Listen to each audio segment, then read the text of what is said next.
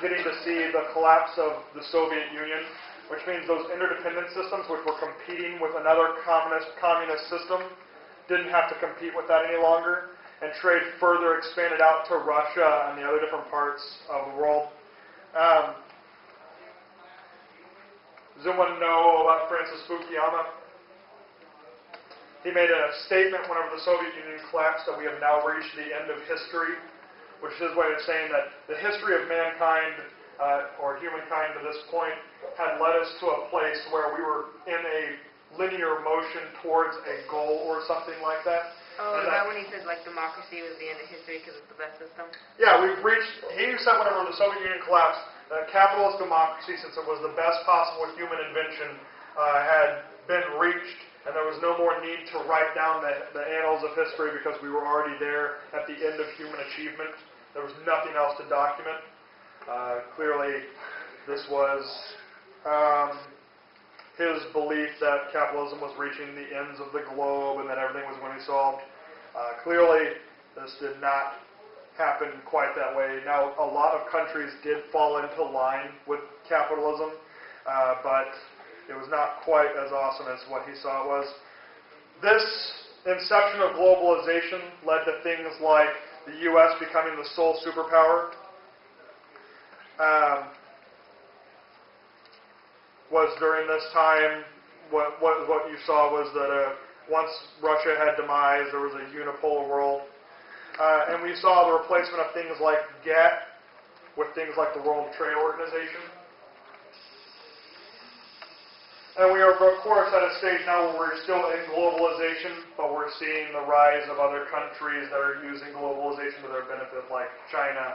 We're seeing the rise of still like Latin forms of violence like terrorism that are resisting neo-capitalist democracy and stuff like that. But that's where we're at today, so there's your history lesson. Congrats. Next part. This is the actual part that you'll be using for K debates, but you have to understand the first part to know where we are now. The first thing that we'll go into is Marxism. I think there's three different types of capitalism K's being run in debate. But the first that I'll focus on is Marxism. It's a political economic theory that says that we have a materialist conception of history. There is a non-capitalist vision of society and a non-religious view of human liberation. Three tenets go into this, and I'll explain the three parts here. The first is the dialectical and materialist conception of history. For Marx, history of any society is a product of conflicts in that society, including conflicts that happen between social classes.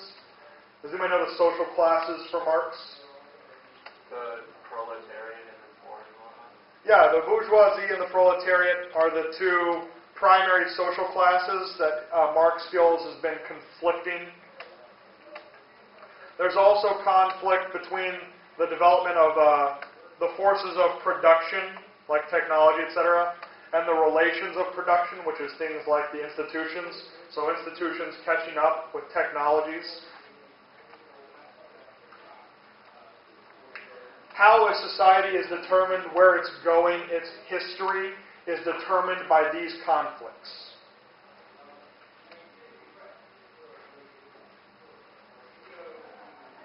Hegelian dialectics. Does anybody know what it is?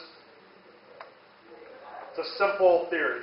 Thesis plus antithesis equals synthesis. So conflict is meted out between two opposing ideas, produces a new thing, and that's where history flows toward. The second part is the critique of capitalism. Capitalism for Marx is seen as a society in which a very small minority of the population, the bourgeoisie or the capitalists, dominate and exploit the vast majority of the working class or the proletariat.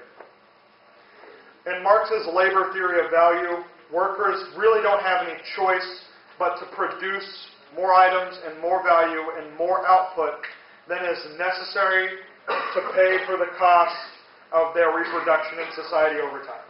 i.e. you have to keep producing more and your company has to keep growing, otherwise you lose wages, you lose your job. They don't have control over the conditions of which these are being made under this. They don't have, the control of this production is under supervisors, bosses, and if they don't follow in line, they're threatened with unemployment or poverty. So there's no democratic decision-making to this economic process for them. They just have to do it. The capitalists who are at the top, who do control that decision-making, use whatever that surplus is made by the workers and turns it into new technologies, new ventures, new types of things, or as we can see with certain companies, extremely unnatural bonuses going to CEOs for no reason. Sometimes that accumulation goes too far and we see things like housing and economic crises where the need for that profit reaches a point where it just collapses the market, which is what we recently kind of saw. The third part is the theory of revolution for Marx. Because workers are alienated in this particular society, they don't control a major portion of their day, i.e. when they're at work. They have to follow orders and produce goods and services that they don't own and cannot choose to avoid producing. That one day that alienation, because they are alienated from their true selves as members of society, has a solution that comes about. And that is for the workers to unite into labor unions, political parties, and take political and economic power away from the bourgeoisie. He saw this as liberation of those people and liberation of the working class, was for them to finally take control back over all those decision-making powers in that part of his day. A couple of different things. I always like to show this. This is a table that I got from a website that documented the amount of wealth that we had and the growth of that wealth over time. A couple of those that are interesting to me. This table shows different years and what percent of the population controls what amount of net financial wealth and financial worth. So just looking at 2007, the top 1% of the population controlled 34.6% of the wealth and worth of the country, of the United States. The next 19% of the population, controlled 50.5%, which meant that the top 20% controlled 85% of the wealth in the country.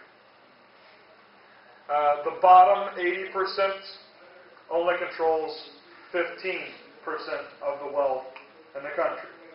Now, no offense, I think I do all right for myself. But I know for a fact that I am not in the top 20%. I think I live pretty comfortably, but I know that I'm not in that top 20%. And the rest of us seem to be fighting for the scraps of what is left in the market. This is Marx's point. There is a lot of strength in that top 20% because of the money that they have. But the point kind of is that is unnecessary strength. They should not have that much money. They should not have that much power.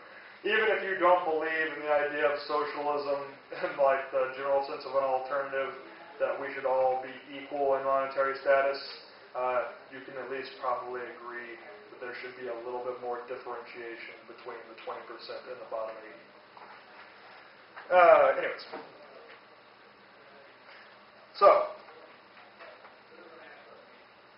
let's start now, Marxists and debate.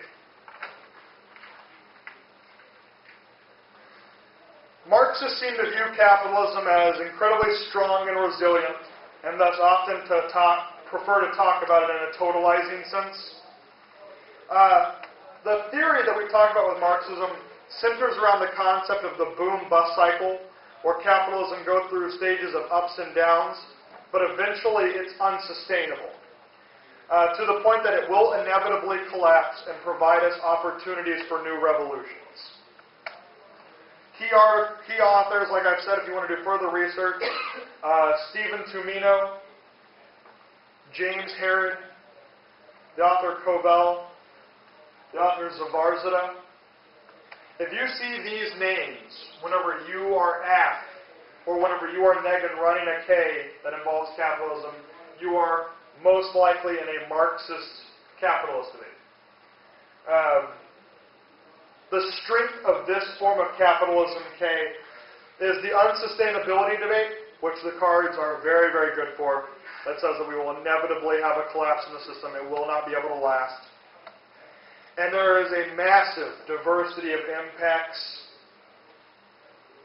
And there's a massive diversity of impacts for this sector of the anti-capitalism debate. There is nowhere close to a shortage of authors that are willing to write about Marxism. They are everywhere. It's one of the most widely researched and talked about forms of anti-capitalism, meaning that there are always a lot of responses to it, so the app always has something to say. But with that being said, that also means that there's always somebody out there who has responded to those responses. The literature is very deep. If you have a Marx file and it is less than 30 pages, you are not trying.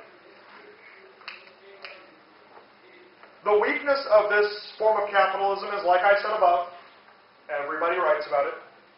Almost every impact turn conceivable applies to it.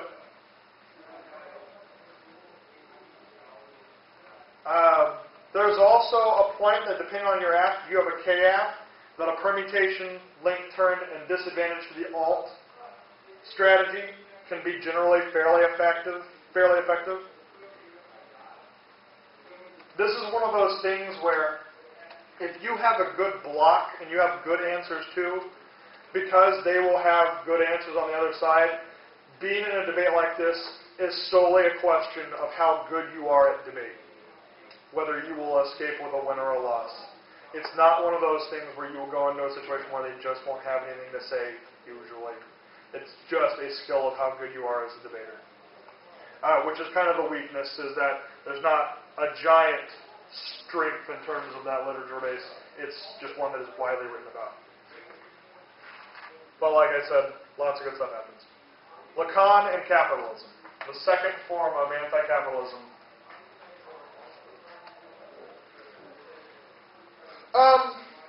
Look, this is only an hour lecture, and I'm going to spend about 10 minutes here, which is woefully insufficient. I apologize.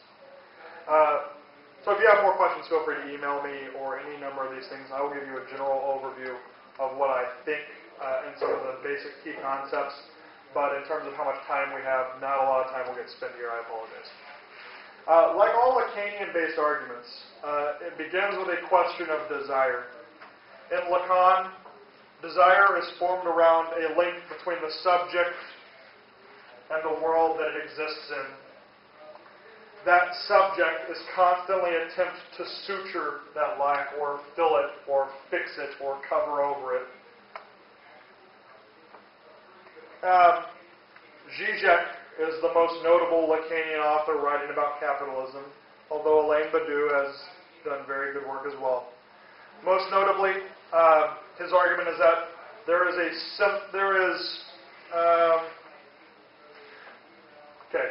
buzzwords for a second. Type down wherever. There is a symptom attached to jouissance. Spelling is symptom, S-Y-M-P-T-O-M. Jouissance is J-O-U-I-S-S-A-N-C-E.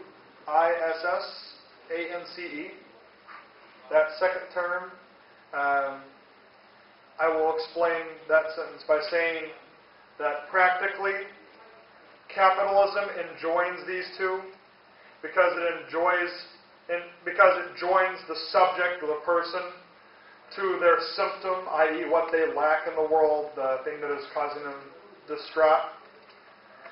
But they tie them to a system of governance and economics that creates their very problem. With liberal democracy, we are promised things like liberty, equality, the pursuit of happiness.